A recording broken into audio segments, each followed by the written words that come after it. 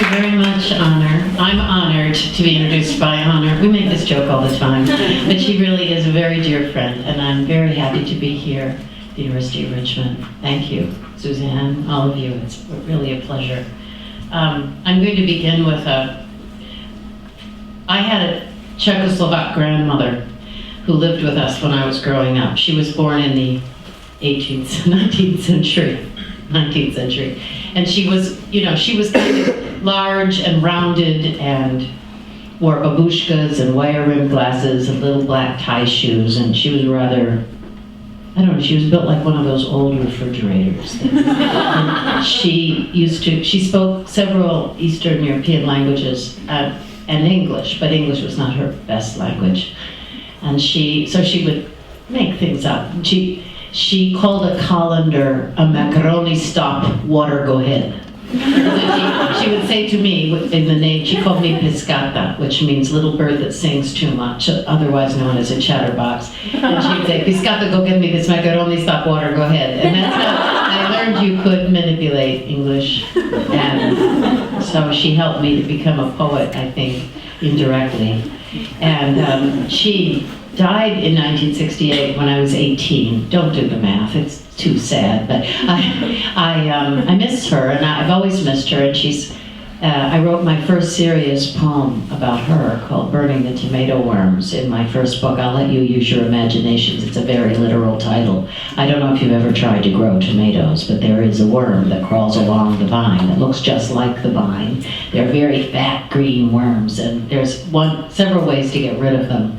Anna's method involved kitchen matches, and anyway. And I would always go with her, so you can imagine what she had to taught me to do. But ever since then, she's wanted to be in the book. And I do sense her with me at times, especially when I'm working at night late and everyone's asleep. I hear this kind of voice going off within me, and it's, I want to be in the book. So I've written a poem for her in every book, and this is the poem for the new book. I'm mostly reading new work tonight, almost entirely. This is called Visitation. On the nativity tree, there is a tiny lute, a French horn and painted egg, a crèche carved from olive wood, a trumpeting angel. The Cossack in his red tunic dances between a bird's nest and some Eiffel Towers. In the iced window, it seems as if a cathedral shivers, and its bells shower stones as bits of torn cloud float toward the spires. There are also boats sailing in the window, and a city resembling Dresden or Hamburg after the war. Anna is there, crocheting smoke, not speaking English anymore, as if English had put out her memory like a broom on a fire. The snows drift all the way to the roof of the house, so it is no longer possible to open the door. She tells us that on this night in her village, they would carry home a live carp wrapped in paper that had just been swimming in a barrel.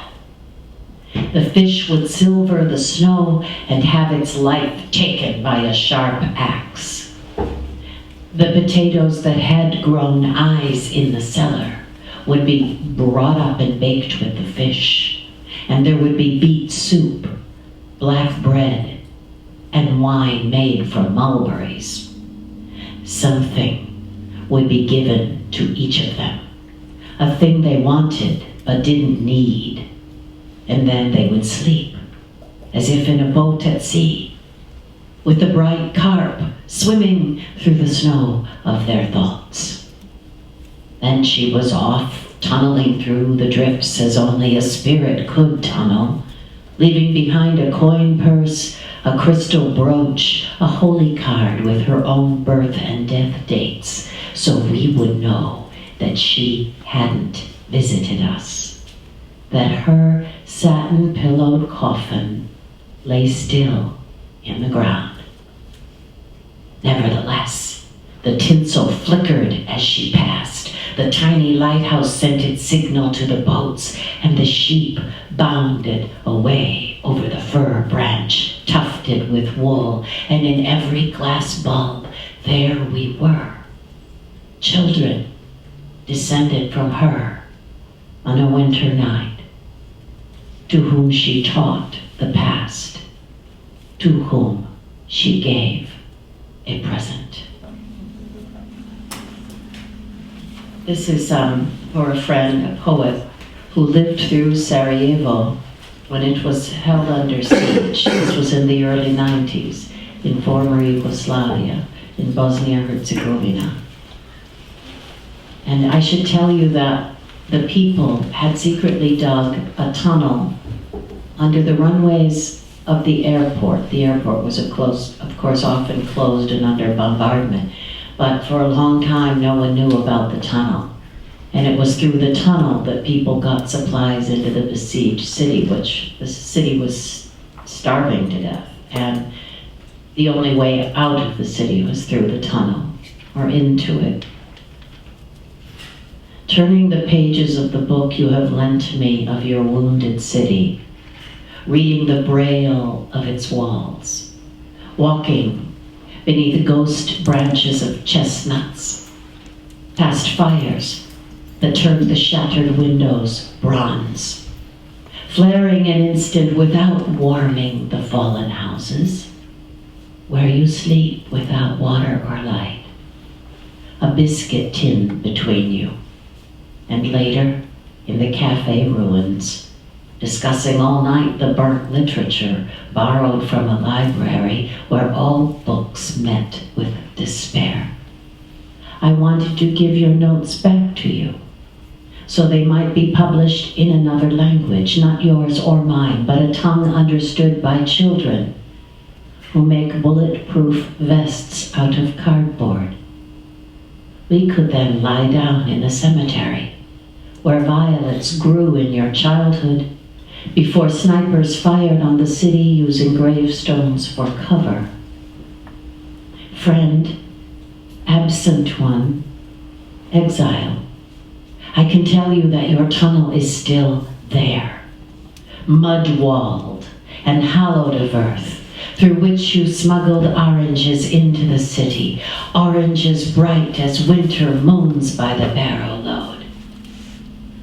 So let's walk further up the street, to the hill where we see the city, woven in fog, roofs filled with sky, uprooted bridges, and a shop window where a shard of glass hangs over the spine of a book. The library burns on page 60, as it burns in all the newspapers of the world. And the clopping of horses' hooves isn't the sound of clopping horses. This is where, through snow, a dog finds his way, with in its mouth a human bone. Quiet are the ruins of the houses of God. All the houses. And what else? What more? No food, no light, no water, even clocks aren't spared. But, my good friend, the tunnel, the oranges. I have a friend whom some of you may know. He seems to know everybody. He seems to have met everybody. I met him when he was 19. He came into my poetry workshop in the summer at Skidmore College in Saratoga Springs. And it's a summer workshop. It takes 2 weeks, and everyone comes in from all walks of life. People who have just retired, people who haven't written poetry since high school, people who are finishing their first books, the young, the old. My oldest student was 100 and lied to get into the workshop by telling the organizer she was 96. She thought they wouldn't take her if she was 100. That sounded too old to her. And one of the youngest was this man, Ilya. He showed up in my workshop and he had hearing aids in his ears. And he gave me a little plastic blue box, and he asked me to hold it because this blue box would help send radio signals into the hearing aids, and that would help the rhythm. He would hear in his bones my voice because he was profoundly deaf. Profoundly deaf. So he sat at the table, and everyone went around the room and introduced themselves, as we always do at the beginning, saying their name and where they were from and what walk of life they had. And he was last.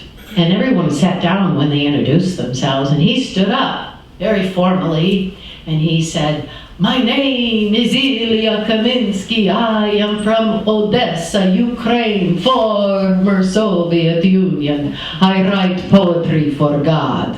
And he sat down. Everybody kind of looked around. I thought, okay, class, sit down, open your books. I mean, what could you say? So I thought, oh my goodness. And he turned out to be just this wonderful, wonderful presence in the workshop, and he grew up, and now he's Ilya Kaminsky, author of Dancing in Odessa. And how many have heard of him or know him? You've got to be up. Okay, see, it's quite amazing. But I took him back to Odessa when he was in his 20s. And his father had died a year after they came here. He came here when he was 15, with his father, mother, and brother.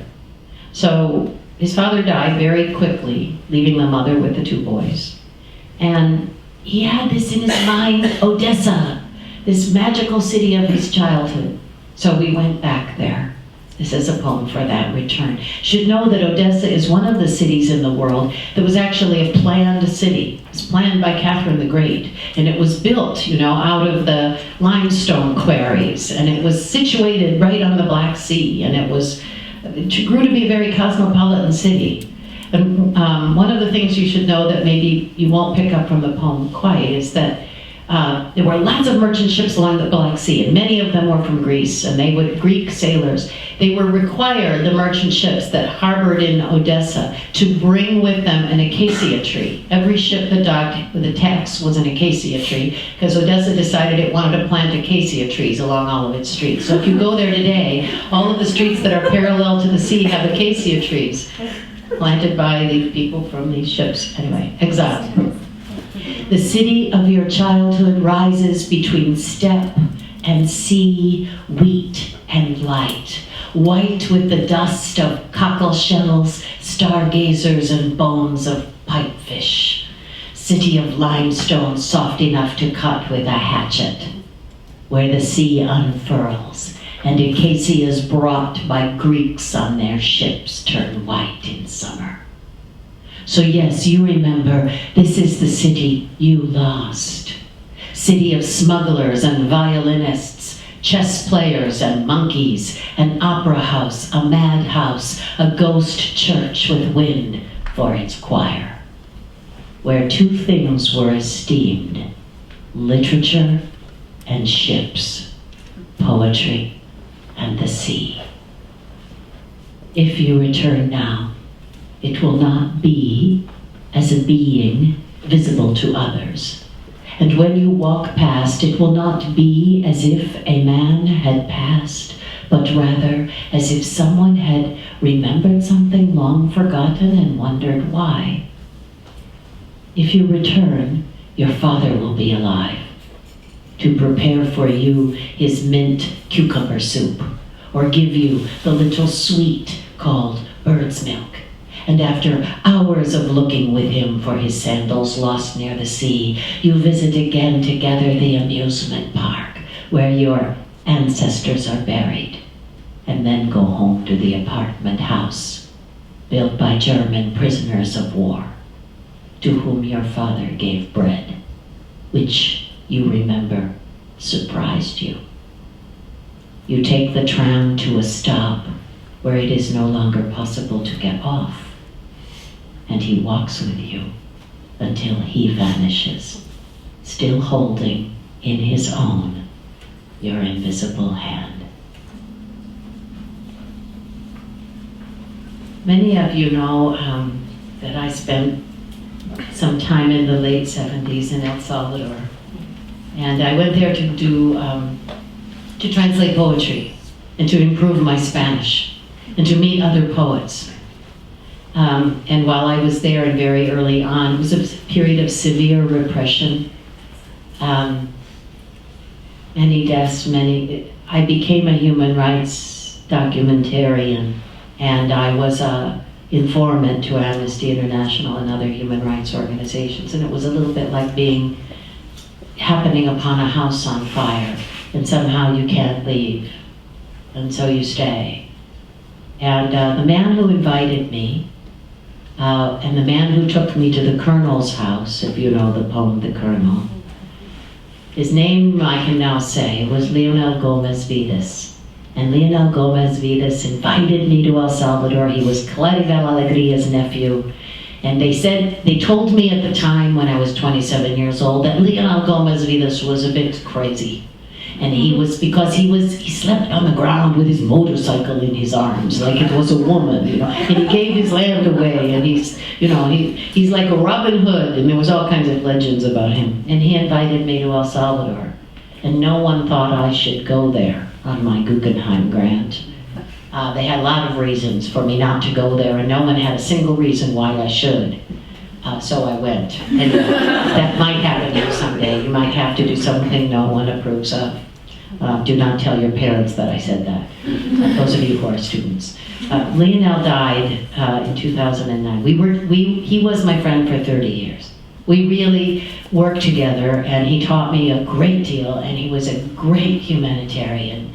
And I went back to El Salvador in 2009 for the 20th anniversary of the murder of the 6 Jesuit priests who were assassinated in San Salvador in November 1989. So I got to see Leonel again, and we got to talk, and mysteriously the man who first picked me up at the airport all those years ago, a Peace Corps volunteer, also happened to be visiting at the time, and he walked into the house at the same time. So there we all were again, as if 30 years hadn't passed, and it was beautiful. And a week later, Thanksgiving Eve, Leonel had 5 successive heart attacks in an emergency room in San Salvador and died. So I flew back, and we had a funeral, and we took him up a volcano to distribute his ashes. The volcano was called Huazapa. Huazapa volcano was where a lot of the war was fought, finally. And the events in this poem are true. And this time, I have digital photographs to prove it. Unlike the case with the Colonel poem, probably digital cameras wouldn't have worked there even if they had been invented. So this is Ashes to Huazapa for him. He was really fat at the end when he died, because everybody has a way to get through difficulties in life, and Leonel's way to get through war was ice cream. And he had quite a lot of it, so he was pretty big. Your cinerary box was light, but filled with you it weighed 8 pounds. Nevertheless, we each wanted our turn carrying you up the mountain.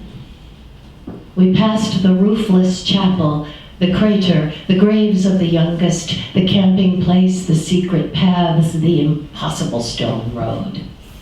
We came upon the shivering trees, where the magical foreign doctor was said to dig out bullets with a penknife and supply the children with iron by dipping rusty nails in water. We came upon the past, where the holes were dug. And if you dug there now, you'd fill quite a sack with bones. We don't stop to dig there. We carried your box to another place. Not as far as we would have liked, but far enough, where we all had our pictures taken with you. And then your box posed with your former truck that will now belong to the priest you saved from prison. The truck seemed to know what had happened. We spent a long time piling stones around the trees. Even the mayor, who was once a fighter himself in these hills, piled stones. Then with cupped hands, we tossed your remains into a coppice of cedars. You flew a little. Your soft ash flew. settling on the stones under the trees. A camouflage moth alighted on the tree where most of you fell, and there your friend worked his machete until a cross appeared, and within it, a Christ of sap and grain. The moth then vanished into the jacaranda, and dragonflies arrived, hovering. Then from nowhere, butterflies rained into the coppice, blue mariposas as they sometimes do into the roofless chapel. And as dragonflies whirred above us, the camouflage moth held still with its wings open, and the mariposas rose and fell until all was dust and wings. You in flight, leaving a life without a day not given to others, leaving us who stand in your sunlit clearing of butterflies and ash. This is a difficult poem. It's from Salvador as well. It took me 30 years to write this. It was with me for 30 years before I could write this. There's a difficult thing in the poem, and you will hear Lionel talking to me a little bit in the poem. He gives me advice in the poem. So it jumps around a bit, and it begins in all places with Pascal, but it moves on from there. It's kind of a little bit of a collage. So don't worry if you're lost. It'll be okay. It's called The Ghost of Heaven. Sleep to sleep through 30 years of night, a child herself with a child for whom we searched. Through here or there, amidst bones still sleeved and trousered, a spine picked clean, a paint can, a skull with hair. Sewn into the hem of memory, fire, God of Abraham, God of Isaac, God of Jacob, God not of philosophers or scholars. Night to night, child walking toward me through burning maze, over the clean bones of those whose flesh was lifted by zopilotes into heaven. So that is how we ascend, in the clawed feet of fallen angels, to be assembled again in the workrooms of the clouds. She rose from where they found her, lying not far from a water urn, leaving herself behind on the ground where they found her, holding her arms before her as if she were asleep. That is how she appears to me, a ghost in heaven, carrying her arms in her arms. Blue smoke from corn cribs, flap of wings. On the walls of the city streets, a plague of initials. Walking through a fire-lit river to a burning house. Dead singer, sewing machine, and piece of dress. Outside a cashew tree wept, blackened cashews over lamina. Outside, paper fireflies rose to the stars. Bring penicillin if you can. Surgical tape, whetstone, mosquito repellent, but not the aerosol kind. Especially bring a syringe for sucking phlegm, a knife, wooden sticks, a surgical clamp, and plastic bags. You will need a bottle of cloud for anesthesia, like the flight of a crane through colorless dreams. When a leech opens your flesh, it leaves a small volcano. Always pour turpentine over your hair before going to sleep. Such experiences as these are forgotten before memory intrudes. The girl was found, don't say this, with a man's severed head stuffed into her where the child would have been. No one knew who the man was. Another of the dead So they had not, after all, killed a pregnant girl. This was a relief to them. That sound in the brush, a settling of wind in sorghum. If they capture you, talk. Live one world to another. Talk, please. Yes, you heard me the first time. You will be asked who you are. Eventually, we are all asked who we are. All who come into the world, all who come into the world are sent. Open your curtain of spirit. I'm going to take you to a different mood now. We are going to Ireland. There's a beautiful place there called Carrick-a-Reid. It's in the north on the sea. It's a bridge that, one of those rope bridges that you know, made out of ropes and little slats of wood. It doesn't look or feel very substantial. And it's over this huge drop-off that looks like 1,000 feet. It's probably a few hundred. The bridge was built to bring salmon from this rock in the sea to the mainland. The salmon haven't come for now about 8 years. So in order to make money, the people turned this rope bridge into a tourist attraction. So now you're invited to cross the bridge if you're brave enough to do so. And the person who brought me there asked me if I was afraid of heights on the way there. And I said, no. He said, oh, good, because we're going somewhere where if you were afraid of heights, it wouldn't work out.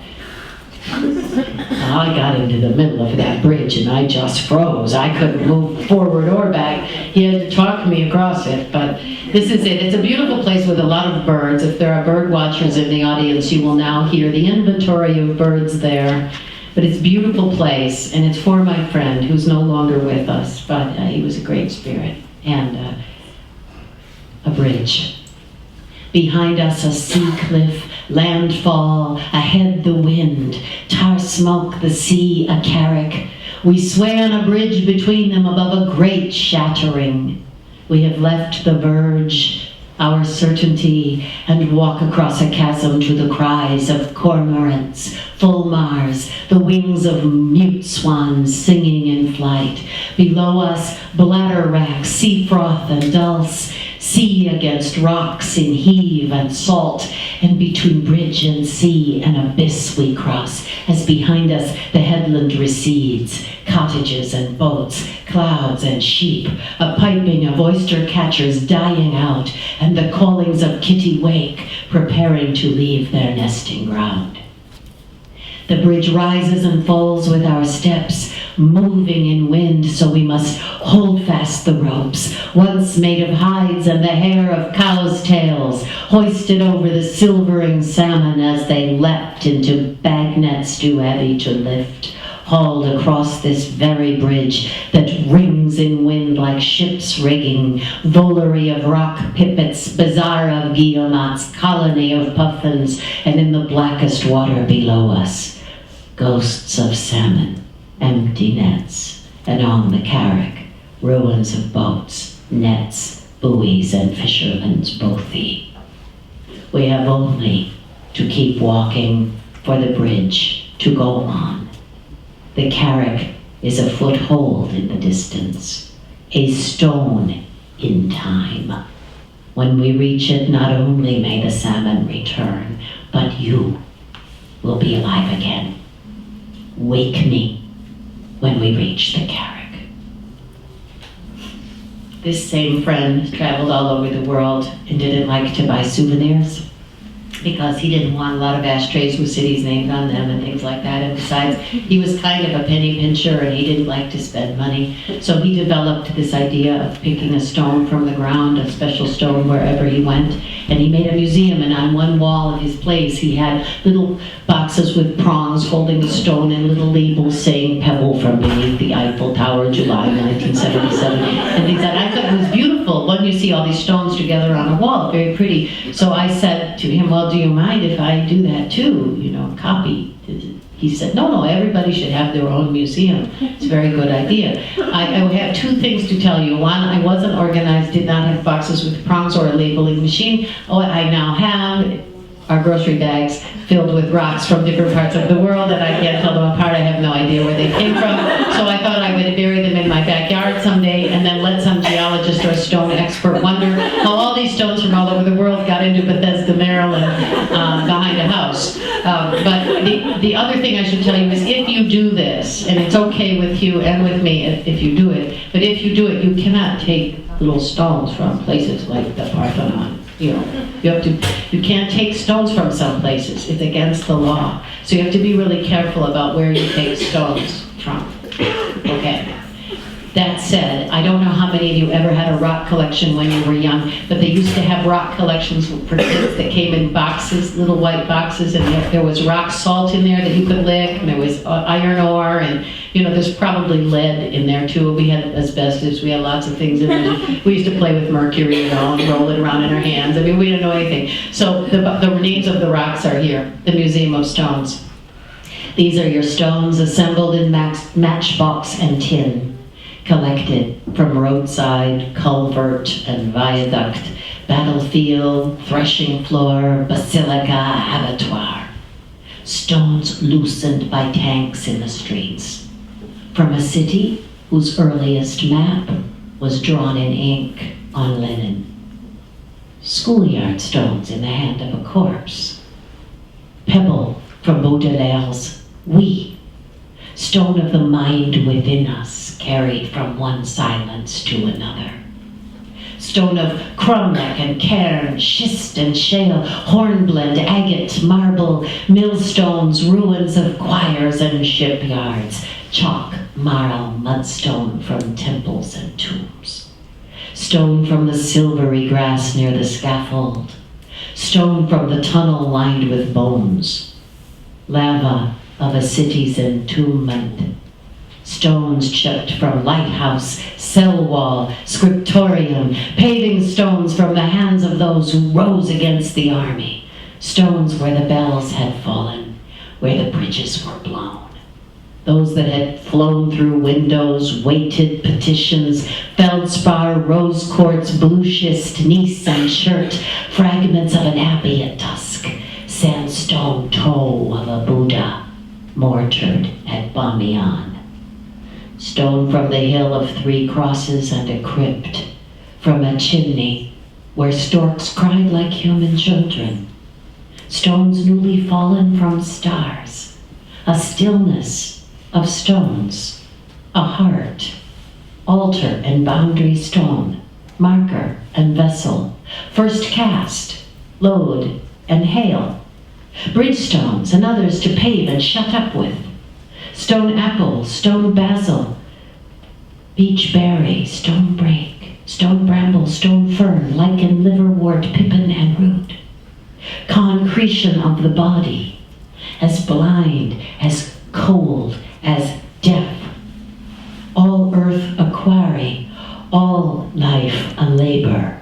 Stone face, stone drunk with hope that this assemblage of rubble taken together would become a shrine or holy place, an ossuary, immovable and sacred, like the stone that marked the path of the sun as it entered the human dawn. Morning on the island. The lights across the water are the waking city. The water shimmers with imaginary fish. Not far from here lie the bones of conifers, washed from the sea and piled by wind. Some mornings I walk upon them, bone to bone as far as the lighthouse. A strange beetle has eaten most of the trees. It may have come here on the ships playing music in the harbor, or it was always here, a winged jewel, but in the past was kept still by the cold of a winter that no longer comes. There is an owl living in the firs behind us, but he is white, meant to be mistaken for snow, burdening a bough. They say he is the only owl remaining. I hear him at night, listening for the last of the mice, and asking Who of no other owl? The end of something. We ate our lunch under the lindens. Figs were last. The lemons were nearly ripe, hanging like ornaments from the lemon branch. This isn't our last day, she said. Tomorrow is our last day. As proof, she offered time singing in the olives. There was a field of poppies nearby. After the Second War, only one bridge remained. People crowd upon it. We were trying to climb to the ruins when my heart gave way. When my heart gave way in the poppy field, I had to turn back. Before turning back, I pressed a few poppies in a book.